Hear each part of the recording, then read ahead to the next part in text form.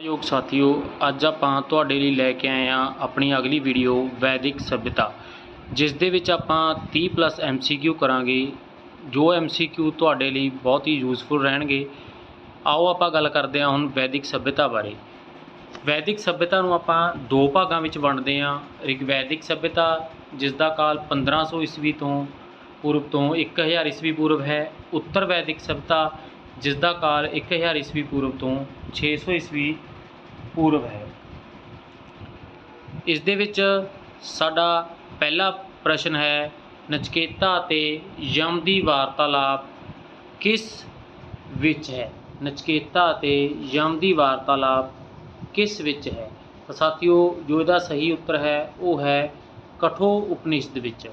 ਕਠੋ ਉਪਨਿਸ਼ਦ ਹੈ ਜੋ, ਉਸ ਦੇ ਵਿੱਚ ਨਚਕੇਤਾ ਅਤੇ ਯਮ ਦੀ ਜੋ ਆਪਸੀ ਸੰਵਾਦ ਹੁੰਦਾ ਹੈ ਉਹਦੇ ਬਾਰੇ ਗੱਲਬਾਤ ਕੀਤੀ ਗਈ ਹੈ। ਅਗਲਾ ਪ੍ਰਸ਼ਨ, ਰਿਗਵੈਦਿਕ ਯੁੱਗ ਦੀ ਸਭ ਤੋਂ ਪ੍ਰਾਚੀਨ ਸੰਸਥਾ ਕਿਹੜੀ ਸੀ? ਰਿਗਵੈਦਿਕ ਕਾਲ ਦੀ ਸਭ ਤੋਂ ਪ੍ਰਾਚੀਨ ਭਾਵ ਪੁਰਾਣੀ ਸੰਸਥਾ ਕਿਹੜੀ ਸੀ? ਸਭਾ, ਸੰਮਤੀ, ਵਿਦੱਥ ਜਾਂ ਚੁਰੂ? ਤਾਂ ਸਾਥੀਓ, ਇਹਦਾ ਜੋ ਸਹੀ ਉੱਤਰ ਹੈ ਉਹ ਹੈ ਆਪਸ਼ਨ ਈਡੀ, ਵਿਦੱਥ।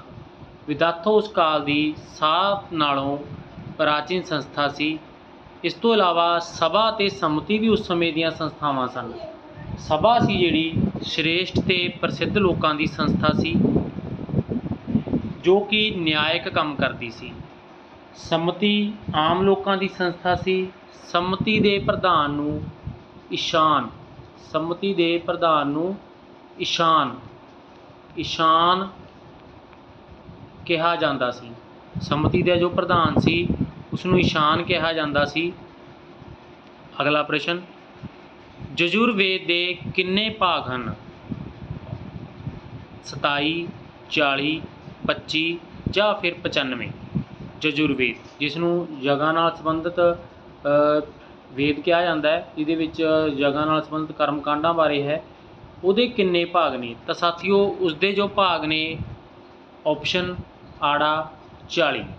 ਯਜੁਰਵੇਦ ਦੇ 40 ਭਾਗ ਸਾਨੂੰ ਮਿਲਦੇ ਹਨ। ਅਗਲਾ ਪ੍ਰਸ਼ਨ, ਲੋਪ, ਮੁਦਰਾ, ਘੋਸ਼ਾ, ਅਪਲਾ ਅਤੇ ਵਿਸ਼ਵਰਾ ਕੀ ਸਨ? ਜਿਨ੍ਹਾਂ ਦਾ ਜ਼ਿਕਰ ਵੇਦਾਂ ਦੇ ਵਿੱਚ ਆਉਂਦਾ ਹੈ। ਲੋਪ, ਮੁਦਰਾ, ਘੋਸ਼ਾ, ਅਪਲਾ, ਵਿਸ਼ਵਰਾ ਕੀ ਸਨ? ਸਿੱਕੇ, ਔਰਤਾਂ, ਵਸਤਰ ਜਾਂ ਫਿਰ ਗਹਿਣੇ? ਤਾਂ ਸਾਥੀਓ, ਇਹਦਾ ਜੋ ਸਹੀ ਉੱਤਰ ਹੈ ਉਹ ਹੈ ਔਰਤਾਂ। ਇਹ ਉਸ ਸਮੇਂ ਦੀਆਂ ਪੜ੍ਹੀਆਂ ਲਿਖੀਆਂ ਔਰਤਾਂ ਦੇ ਨਾਮ ਹਨ। ਇਸ ਤੋਂ ਇਲਾਵਾ ਜੇਕਰ ਅਸੀਂ ਅਪਲਾ ਦੀ ਗੱਲ ਕਰੀਏ, ਇਸ ਦੇ ਵਿੱਚ ਜੋ ਅਪਲਾ ਹੈ, ਜੇਕਰ ਉਸ ਦੀ ਗੱਲ ਕਰੀਏ ਤਾਂ ਇਹਦੇ ਵੱਲੋਂ ਕੁਝ ਮੰਤਰਾਂ ਦੀ ਰਚਨਾ ਕੀਤੇ ਜਾਣ ਦਾ ਵੀ ਜਿਹੜਾ ਜ਼ਿਕਰ ਹੈ ਉਹ ਸਾਨੂੰ ਪ੍ਰਾਪਤ ਹੁੰਦਾ ਹੈ। ਅਗਲਾ ਪ੍ਰਸ਼ਨ, ਵੈਦਿਕ ਧਰਮ ਦਾ ਮੁੱਖ ਲੱਛਣ ਕਿਸ ਦੀ ਭਗਤੀ ਸੀ? ਉਸ ਸਮੇਂ ਜਿਹੜੀ ਭਗਤੀ ਸੀ ਕਿਸ ਦੀ ਜ਼ਿਆਦਾ ਕੀਤੀ ਜਾਂਦੀ ਸੀ? ਆਪਸ਼ਨ ਊੜਾ ਪ੍ਰਕਿਰਤੀ ਤੇ ਯੱਗ, ਆੜਾ ਇੰਦਰ, ਈੜੀ ਅਗਨੀ ਜਾਂ ਫਿਰ ਸੱਸਾ ਜਲ? ਤਾਂ ਇਸ ਦਾ ਜੋ ਸਹੀ ਉੱਤਰ ਹੈ ਉਹ ਹੈ ਪ੍ਰਕਿਰਤੀ ਤੇ ਯੱਗ। ਪ੍ਰਕਿਰਤੀ ਤੇ ਯੱਗ ਦੀ ਜਿਹੜੀ ਉਸ ਸਮੇਂ ਜ਼ਿਆਦਾ ਪੂਜਾ ਜਾਂ ਜ਼ਿਆਦਾ ਭਗਤੀ ਸੀ ਕੀਤੀ ਜਾਂਦੀ ਸੀ। ਅਗਲਾ ਪ੍ਰਸ਼ਨ, ਆਰੀਆ ਦੁਆਰਾ ਕਿਹੜੀ ਦਸਤਕਾਰੀ ਪ੍ਰਯੋਗ ਵਿੱਚ ਨਹੀਂ ਲਿਆਂਦੀ ਗਈ? ਇਹਨਾਂ ਦੇ ਵਿੱਚੋਂ ਜੋ ਹੇਠ ਲਿਖੀਆਂ ਆਪਸ਼ਨਾਂ ਨੇ ਤਾਂ ਸਾਡੇ ਕੋਲ, ਇਹਨਾਂ ਦੇ ਵਿੱਚੋਂ ਕਿਹੜੀ ਦਸਤਕਾਰੀ ਸੀ ਜੋ ਆਰੀਆ ਲੋਕਾਂ ਨੇ ਪ੍ਰਯੋਗ ਵਿੱਚ ਨਹੀਂ ਲਿਆਂਦੀ ਸੀ? ਲੱਕੜੀ ਦੀ, ਲੋਹੇ ਦੀ, ਲੁਹਾਰ ਦੀ ਜਾਂ ਘੁਮਿਆਰ ਦੀ? ਤਾਂ ਜੋ ਇਹਦੇ ਵਿੱਚੋਂ ਸਹੀ ਆਨਸਰ ਹੈ ਉਹ ਹੈ ਆਪਸ਼ਨ ਈਡੀ, ਲੁਹਾਰ ਦੀ। ਲੁਹਾਰ ਦੀ ਜੋ ਦਸਤਕਾਰੀ ਹੈ ਜਾਂ ਲੁਹਾਰ ਦੀ ਜੋ ਕੰਮ ਹੈ ਉਹ ਆਰੀਆ ਲੋਕਾਂ ਨੇ ਪ੍ਰਯੋਗ ਵਿੱਚ ਨਹੀਂ ਲਿਆਂਦਾ ਸੀ। ਨੈਕਸਟ ਕੁਐਸਚਨ, ਚਰਕ ਸੰਹਿਤਾ ਪੁਸਤਕ ਸੰਬੰਧਿਤ ਹੈ? ਇਹ ਸਾਥੀਓ ਬਹੁਤ ਹੀ ਸੌਖਾ ਪ੍ਰਸ਼ਨ ਹੈ, ਜਿਸ ਦਾ ਉੱਤਰ ਸਾਰੇ ਹੀ ਜਾਣਦੇ ਹੋਣਗੇ। ਚਰਕ ਸੰਹਿਤਾ ਪੁਸਤਕ ਕਿਸ ਨਾਲ ਸੰਬੰਧਿਤ ਹੈ? ਚਿਕਿਤਸਾ ਨਾਲ, ਧਰਮ ਨਾਲ, ਯੱਗ ਨਾਲ ਜਾਂ ਫਿਰ ਯੁੱਧ ਨਾਲ? ਤਾਂ ਸਾਥੀਓ, ਜੋ ਇਸਦਾ ਸਹੀ ਉੱਤਰ ਹੈ ਉਹ ਹੈ ਚਿਕਿਤਸਾ। ਚਿਕਿਤਸਾ ਤੋਂ ਭਾਵ ਜੋ ਸਾਡੇ ਇਲਾਜ ਨਾਲ ਸੰਬੰਧਿਤ ਵਿਧੀ ਵਿਧਾਨ ਸੀ ਉਸ ਸਮੇਂ ਦੇ ਲਿਖੇ ਹੋਏ, ਉਹਨਾਂ ਨਾਲ ਸੰਬੰਧਿਤ ਸੀ ਜੋ ਚਰਕ ਸੰਹਿਤਾ ਪੁਸਤਕ ਇਸ ਦਾ ਸਹੀ ਉੱਤਰ ਹੈ। ਅਗਲਾ ਪ੍ਰਸ਼ਨ, ਵੈਦਿਕ ਯੁਗੀਨ ਸਭਾ ਕਿਹੜੀ ਸੀ? ਵੈਦਿਕ ਯੁਗੀਨ ਸਭਾ ਕਿਹੜੀ ਸੀ? ਜੋ ਯੋਗੀਨ ਸਭਾ ਸੀ ਉਹ ਕਿਹਦੇ ਨਾਲ ਸੰਬੰਧ ਰੱਖਦੀ ਸੀ? ਧਾਰਮਿਕ ਸਭਾ ਸੀ ਉਹਨਾਂ ਦੀ, ਮੰਤਰੀ ਪ੍ਰੀਸ਼ਦ ਸੀ, ਵਿਦਵਾਨਾਂ ਨਾਲ ਸੰਬੰਧਿਤ ਸੀ ਜਾਂ ਖਜ਼ਾਨਚੀ ਨਾਲ ਸੰਬੰਧਿਤ ਸੀ? ਤਾਂ ਸਾਥੀਓ ਇਹਦਾ ਜੋ ਸਹੀ ਉੱਤਰ ਹੈ ਉਹ ਹੈ ਆਪਸ਼ਨ ਆੜਾ ਮੰਤਰੀ ਪ੍ਰੀਸ਼ਦ। ਜੋ ਵੈਦਿਕ ਯੋਗੀਨ ਸਭਾ ਸੀ ਉਹ ਮੰਤਰੀ ਪ੍ਰੀਸ਼ਦ ਦੇ ਨਾਲ ਸੰਬੰਧਿਤ ਸੀ।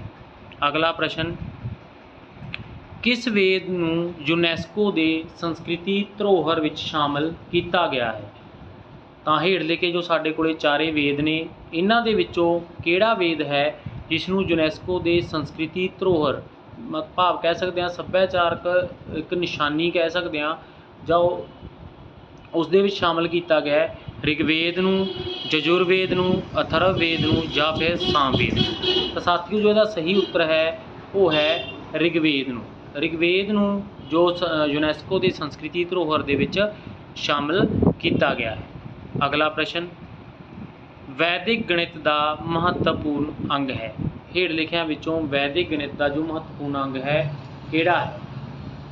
ਚਿਕਿਤਸਾ, ਸ਼ੁਲਭ ਸੂਤਰ, ਗਣਤੰਤਰ ਜਾਂ ਫਿਰ ਬਲੀ?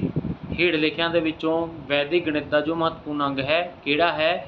ਤਾਂ ਉਹ ਇਸ ਦਾ ਸਹੀ ਆਨਸਰ ਹੈ ਆੜਾ ਆਪਸ਼ਨ ਸ਼ੁਲਭ ਸੂਤਰ। ਸ਼ੁਲਭ ਸੂਤਰ ਹੈ ਜੋ ਵੈਦਿਕ ਗਣਿਤ ਦਾ ਮਹੱਤਵਪੂਰਨ ਅੰਗ ਹੈ। ਨੈਕਸਟ ਕੁਐਸਚਨ, ਪਹਿਲਾ ਵਿਧੀ ਨਿਰਮਾਤਾ ਕੌਣ ਹੈ? ਪਹਿਲਾ ਵਿਧੀ ਨਿਰਮਾਤਾ ਕੌਣ ਹੈ? ਤਾਂ ਆਪਸ਼ਨਾਂ ਨੇ ਸਾਡੇ ਅੱਗੇ ਨਾਰਦ, ਵਿਸ਼ਨੂੰ, ਇੰਦਰ ਜਾਂ ਮਨੂ? ਤਾਂ ਇਸ ਦੇ ਵਿੱਚੋਂ ਜੋ ਸਹੀ ਉੱਤਰ ਹੈ ਸਾਥੀਓ ਉਹ ਹੈ ਆਪਸ਼ਨ ਸੱਸਾ ਮਨੂ। ਮਨੂ ਨੂੰ ਪਹਿਲਾ ਵਿਧੀ ਨਿਰਮਾਤਾ ਕਿਹਾ ਜਾਂਦਾ ਹੈ, ਜਿਸ ਦੀ ਇੱਕ ਕਿਤਾਬ ਸਾਨੂੰ ਮਨੂ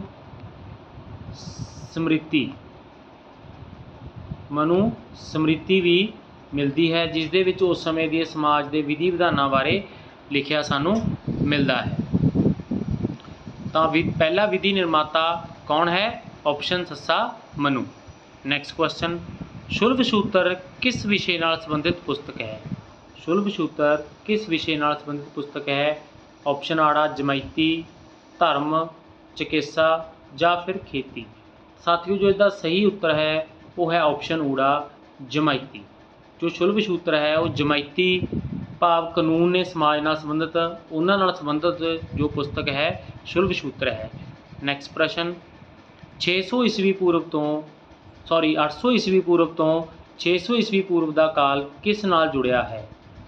ਆਰੀਆ ਯੁੱਗ, ਬ੍ਰਾਹਮਣ ਯੁੱਗ, ਕਸ਼ਤਰੀ ਯੁੱਗ ਜਾਂ ਵਿਦਰਥ? ਤਾਂ ਸਾਥੀਓ ਇਸਦਾ ਜੋ ਸਹੀ ਉੱਤਰ ਹੈ ਉਹ ਹੈ ਆਪਸ਼ਨ ਆੜਾ ਬ੍ਰਾਹਮਣ ਯੁੱਗ। ਬ੍ਰਾਹਮਣ ਯੁੱਗ ਨਾਲ ਜੋ ਇਹ ਕਾਲ ਹੈ ਜੁੜਿਆ ਹੋਇਆ ਹੈ 800 ਈਸਵੀ ਪੂਰਵ ਤੋਂ 600 ਈਸਵੀ ਪੂਰਵ। ਨੈਕਸਟ ਕੁਐਸਚਨ, ਉਪਨਿਸ਼ਦ ਕਾਲ ਦਾ ਰਾਜਾ ਅਸ਼ਵਪਤੀ ਕਿੱਥੋਂ ਦਾ ਰਾਜਾ ਸੀ? ਉਪਨਿਸ਼ਦ ਕਾਲ ਦਾ ਜੋ ਰਾਜਾ ਸੀ ਅਸ਼ਵਪਤੀ, ਜਿਸ ਦਾ ਨਾਮ ਅਸ਼ਵਪਤੀ ਸੀ, ਕਿੱਥੋਂ ਦਾ ਰਾਜਾ ਸੀ?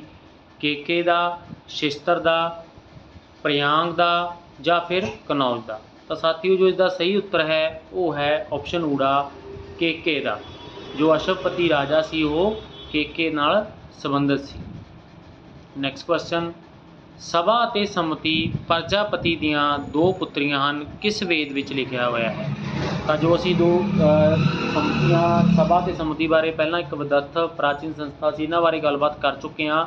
ਤਾਂ ਜੋ ਸਭਾ ਅਤੇ ਸੰਮਤੀ ਸੀ ਇਹਨਾਂ ਨੂੰ ਪ੍ਰਜਾਪਤੀ ਦੀਆਂ ਦੋ ਪੁੱਤਰੀਆਂ ਕਿਹਾ ਗਿਆ, ਉਹ ਕਿਸ ਵੇਦ ਵਿੱਚ ਲਿਖਿਆ ਹੈ? ਸਾਮਵੇਦ ਵਿੱਚ, ਅਥਰਵਵੇਦ ਵਿੱਚ, ਰਿਗਵੇਦ ਵਿੱਚ ਜਾਂ ਯਜੁਰਵੇਦ ਵਿੱਚ? ਤਾਂ ਜੋ ਇਸ ਦਾ ਸਹੀ ਉੱਤਰ ਹੈ ਆਪਸ਼ਨ ਆੜਾ ਅਥਰਵਵੇਦ ਦੇ ਵਿੱਚ ਇਹਨਾਂ ਨੂੰ ਪ੍ਰਜਾਪਤੀ ਦੀਆਂ ਦੋ ਪੁੱਤਰੀਆਂ ਕਿਹਾ ਗਿਆ ਹੈ। ਨੈਕਸਟ ਕੁਐਸਚਨ, ਮ੍ਰਿਤੂ ਦੀ ਚਰਚਾ ਸਭ ਤੋਂ ਪਹਿਲਾਂ ਕਿੱਥੇ ਹੋਈ ਸੀ? ਮ੍ਰਿਤੂ ਦੀ ਚਰਚਾ ਸਭ ਤੋਂ ਪਹਿਲਾਂ ਕਿੱਥੇ ਹੋਈ ਸੀ? ਕਠੋਪਨਿਸ਼ਦ ਵਿੱਚ, ਸ਼ਤਪਥ ਬ੍ਰਾਹਮਣ ਵਿੱਚ, ਰਿਗਵੇਦ ਵਿੱਚ ਜਾਂ ਸਾਮਵੇਦ ਵਿੱਚ? ਮ੍ਰਿਤੂ ਦੀ ਚਰਚਾ ਸਭ ਤੋਂ ਪਹਿਲਾਂ ਕਿੱਥੇ ਹੋਈ ਸੀ? ਕਠੋਪਨਿਸ਼ਦ, ਸ਼ਤਪਥ ਬ੍ਰਾਹਮਣ, ਰਿਗਵੇਦ ਜਾਂ ਸਾਮਵੇਦ ਵਿੱਚ? ਤਾਂ ਸਾਥੀਓ ਜੋ ਮ੍ਰਿਤੂ ਦੀ ਚਰਚਾ ਸੀ ਉਹ ਹੋਈ ਸੀ ਆਪਸ਼ਨ ਊੜਾ ਕਠੋਪਨਿਸ਼ਦ ਦੇ ਵਿੱਚ। ਨੈਕਸਟ ਕੁਐਸਚਨ, ਆਦਿ ਪੁਰਸ਼ ਦੇ ਰੂਪ ਵਿੱਚ ਕਿਸ ਦਾ ਉਲੇਖ ਮਿਲਦਾ ਹੈ? ਇੰਦਰ ਦਾ, ਸ਼ਿਵ ਦਾ, ਪ੍ਰਜਾਪਤੀ ਜਾਂ ਜੋਗੀ ਦਾ? ਤਾਂ ਜੋ ਇਸ ਦਾ ਸਹੀ ਉੱਤਰ ਹੈ ਉਹ ਹੈ ਆਪਸ਼ਨ ਈਡੀ ਪ੍ਰਜਾਪਤੀ। ਪ੍ਰਜਾਪਤੀ ਦਾ ਜੋ ਉਲੇਖ ਹੈ ਆਦਿ ਪੁਰਸ਼ ਦੇ ਰੂਪ ਵਿੱਚ ਸਾਨੂੰ ਮਿਲਦਾ ਹੈ। ਨੈਕਸਟ ਕੁਐਸਚਨ, ਵੈਦਿਕ ਕਾਲ ਵਿੱਚ ਖੇਤੀ ਦੇ ਹਲ ਨੂੰ ਕੀ ਕਿਹਾ ਜਾਂਦਾ ਸੀ? ਵੈਦਿਕ ਕਾਲ ਵਿੱਚ ਖੇਤੀ ਦੇ ਹਲ ਨੂੰ ਕੀ ਕਿਹਾ ਜਾਂਦਾ ਸੀ? ਸੀਤਾ, ਲਾਂਗਲਾ ਸੀਰ, ਦੁਹਿਤਰਾ ਜਾਂ ਨਿਸ਼ਲ। ਤਾਂ ਸਾਥੀਓ ਜੋ ਇਹਦਾ ਸਹੀ ਉੱਤਰ ਹੈ ਆਪਸ਼ਨ ਆੜਾ ਲਾਂਗਲਾ ਸੀਰ ਹਲ ਨੂੰ ਕਿਹਾ ਜਾਂਦਾ ਸੀ ਅਤੇ ਸੀਤਾ, ਜੇਕਰ ਅਸੀਂ ਸੀਤਾ ਦੀ ਗੱਲ ਕਰੀਏ ਤਾਂ ਜੋ ਹਲ ਵਾਹੁੰਦੇ ਸਮੇਂ ਲਾਈਨਾਂ ਬਣਦੀਆਂ ਖੇਤ ਦੇ ਵਿੱਚ ਉਹਨਾਂ ਨੂੰ ਸੀਤਾ ਕਿਹਾ ਜਾਂਦਾ ਸੀ। ਹਲ ਨੂੰ ਲਾਂਗਲਾ ਸੀ ਅਤੇ ਜੋ ਬਣਨ ਵਾਲੀਆਂ ਲਾਈਨਾਂ ਨੇ ਉਹਨਾਂ ਨੂੰ ਸੀਤਾ ਕਿਹਾ ਜਾਂਦਾ ਸੀ। ਨੈਕਸਟ ਕੁਐਸਚਨ, ਕਿਸ ਕਥਾ ਤੋਂ ਪਤਾ ਲੱਗਦਾ ਹੈ ਕਿ ਆਰੀਆ ਲੋਕਾਂ ਨੂੰ ਨੈਵੀਗੇਸ਼ਨ ਦਾ ਵੀ ਗਿਆਨ ਸੀ? ਨੈਵੀਗੇਸ਼ਨ ਤੋਂ ਭਾਵ ਉਹਨਾਂ ਨੂੰ ਰਸਤਿਆਂ ਨੂੰ ਲੱਭਣ ਦਾ ਜਿਹੜਾ ਗਿਆਨ ਸੀ। ਭੁਜਯੋਗੀ ਕਥਾ, ਪੁਰੂ ਕਥਾ, ਮਨੂ ਕਥਾ ਜਾਂ ਤੁਦਰ ਕਥਾ। ਤਾਂ ਸਾਥੀਓ ਜੋ ਇਸਦਾ ਸਹੀ ਆਨਸਰ ਹੈ ਉਹ ਹੈ ਭੁਜਯੋਗੀ ਕਥਾ, ਆਪਸ਼ਨ ਊੜਾ ਭੁਜਯੋਗੀ ਕਥਾ। ਨੈਕਸਟ ਕੁਐਸਚਨ, ਦਸਰਾਜ ਯੁੱਧ ਦਾ ਵਿਜੇਤਾ ਸੁਦਾਸ ਕਿਸ ਨਾਲ ਸੰਬੰਧਿਤ ਸੀ? ਦਸਰਾਜ ਯੁੱਧ ਦਾ ਵਿਜੇਤਾ ਕਿਸ ਨਾਲ ਸੰਬੰਧਿਤ ਸੀ? ਪੁਰੂ, ਭਰਤ, ਯੁਰੂ ਜਾਂ ਜਿਨਤ। ਤਾਂ ਇਹਨਾਂ ਵਿੱਚੋਂ ਕਿਸ ਨਾਲ ਸੰਬੰਧਿਤ ਸੀ? ਆਪਸ਼ਨ ਆੜਾ ਭਰਤ ਜਨ ਨਾਲ ਜਾਂ ਕਬੀਲੇ ਨਾਲ ਉਹ ਸੰਬੰਧਿਤ ਸੀ। ਦਸਰਾਜ ਯੁੱਧ ਦਾ ਵਿਜੇਤਾ ਸੁਦਾਸ, ਜਿਸ ਨੇ ਦਸਰਾਜਿਆਂ ਨੂੰ ਹਰਾਇਆ ਸੀ ਰੂਸ਼ਨੀ ਨਦੀ ਦੇ ਕੰਢੇ 'ਤੇ। ਨੈਕਸਟ ਕੁਐਸਚਨ, ਰਿਗਵੇਦ ਦੇ ਵਿੱਚ ਕਿੰਨੀਆਂ ਨਦੀਆਂ ਦਾ ਜ਼ਿਕਰ ਆਉਂਦਾ ਹੈ? ਰਿਗਵੇਦ ਦੇ ਵਿੱਚ ਕਿੰਨੀਆਂ ਨਦੀਆਂ ਦਾ ਜ਼ਿਕਰ ਆਉਂਦਾ ਹੈ? 20, 25, 27 ਜਾਂ ਫਿਰ 31। ਤਾਂ ਸਾਥੀਓ ਉਸ ਦੇ ਵਿੱਚ ਜੋ ਨਦੀਆਂ ਦਾ ਜ਼ਿਕਰ ਆਉਂਦਾ ਹੈ ਉਹ ਆਉਂਦਾ ਹੈ 25, ਭਾਵ 25 ਨਦੀਆਂ ਦਾ ਜ਼ਿਕਰ ਹੈ ਜੋ ਰਿਗਵੇਦ ਦੇ ਵਿੱਚ ਸਾਨੂੰ ਮਿਲਦਾ ਹੈ। ਨੈਕਸਟ ਕੁਐਸਚਨ, ਜਨ ਸ਼ਬਦ ਰਿਗਵੇਦ ਵਿੱਚ ਕਿੰਨੀ ਵਾਰ ਆਇਆ ਹੈ? 96, 275, 230 ਜਾਂ 250।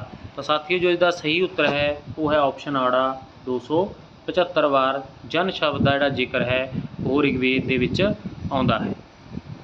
ਨੈਕਸਟ ਕੁਐਸਚਨ, ਕਿਸ ਗ੍ਰੰਥ ਵਿੱਚ ਇਸਤਰੀ ਨੂੰ ਪੁਰਸ਼ ਦੀ ਅਰਧਾਂਗਨੀ ਕਿਹਾ ਗਿਆ ਹੈ? ਕਿਸ ਗ੍ਰੰਥ ਵਿੱਚ ਇਸਤਰੀ ਨੂੰ ਪੁਰਸ਼ ਦੀ ਅਰਧਾਂਗਨੀ ਕਿਹਾ ਗਿਆ ਹੈ? ਸ਼ਤਪਥ ਬ੍ਰਾਹਮਣ, ਰਿਗਵੇਦ, ਅਥਰਵਵੇਦ ਜਾਂ ਮੈਤਰੇਨੀ।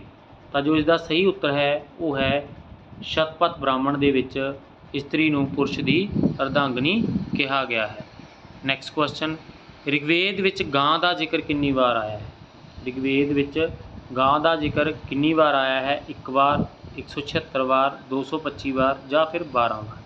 ਜੋ ਇਸਦਾ ਸਹੀ ਉੱਤਰ ਹੈ ਆਪਸ਼ਨ ਆੜਾ 176 ਵਾਰ ਗਾਂ ਦਾ ਜ਼ਿਕਰ ਹੈ ਜੋ ਰਿਗਵੇਦ ਦੇ ਵਿੱਚ ਆਉਂਦਾ ਹੈ। ਨਰਿਸ਼ਟਾ ਕਿਸ ਸੰਸਥਾ ਦੀ ਮਾਂ ਹੈ? ਜੋ ਸੰਸਥਾਵਾਂ ਅਸੀਂ ਗੱਲ ਕੀਤੀ ਸੀ, ਸਭਾ, ਸਮਤੀ, ਵਿਦਿਅਥ ਜਾਂ ਕੋਈ ਨਹੀਂ। ਜੋ ਨਰਿਸ਼ਟਾ ਸੰਸਥਾ ਸੀ ਇਹਨਾਂ ਵਿੱਚੋਂ ਕਿਸ ਦੀ ਮਾਂ ਕਿਹਾ ਜਾਂਦਾ ਹੈ? ਆਪਸ਼ਨ ਊੜਾ ਸਭਾ ਦੀ। ਸਭਾ ਦੀ ਮਾਂ ਨਰਿਸ਼ਟਾ ਸੰਸਥਾ ਨੂੰ ਮੰਨਿਆ ਜਾਂਦਾ ਹੈ। ਨੈਕਸਟ ਕੁਐਸਚਨ, ਕਿਸ ਵਿੱਚ ਪੁੱਤਰੀ ਨੂੰ ਦੁੱਖਾਂ ਦਾ ਘਰ ਕਿਹਾ ਗਿਆ ਹੈ?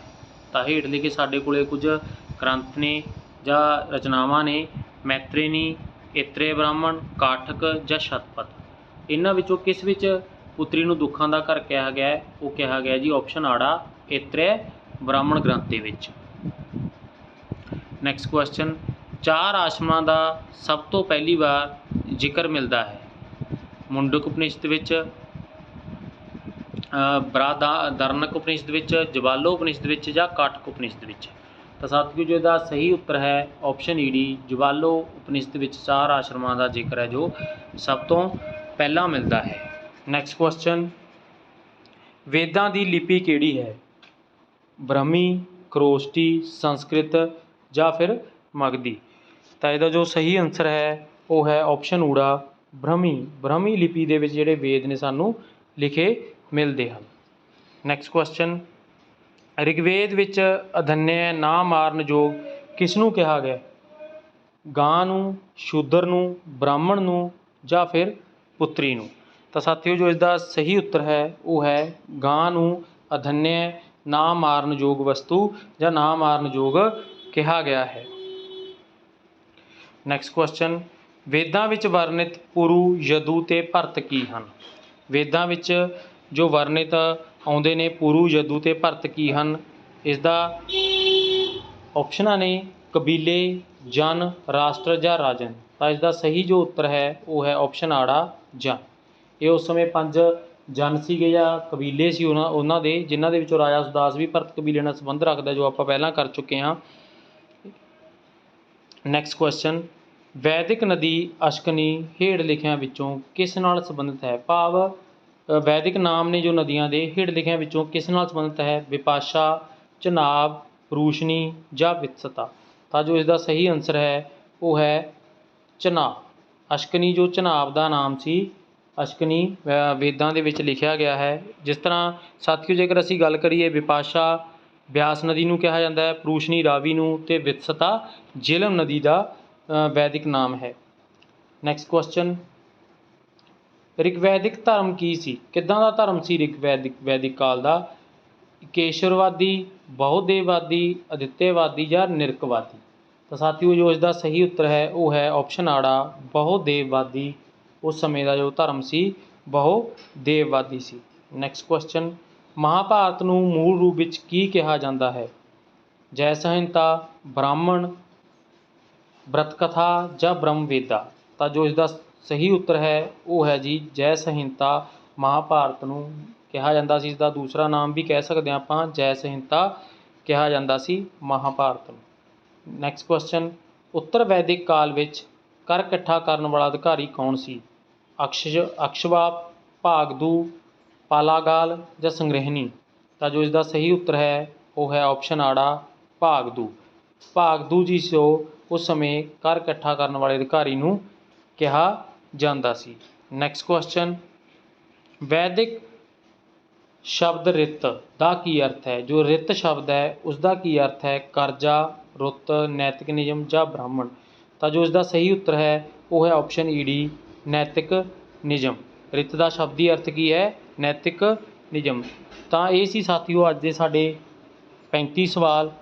ਆਸ ਕਰਦੇ ਹਾਂ ਤੁਹਾਨੂੰ ਪਸੰਦ ਆਏ ਹੋਣਗੇ। ਸੋ ਕਿਰਪਾ ਕਰਕੇ ਇਸ ਵੀਡੀਓ ਨੂੰ ਵੱਧ ਤੋਂ ਵੱਧ ਸ਼ੇਅਰ, ਲਾਈਕ ਕਰੋ ਅਤੇ ਚੈਨਲ ਨੂੰ ਸਬਸਕ੍ਰਾਈਬ ਕਰੋ।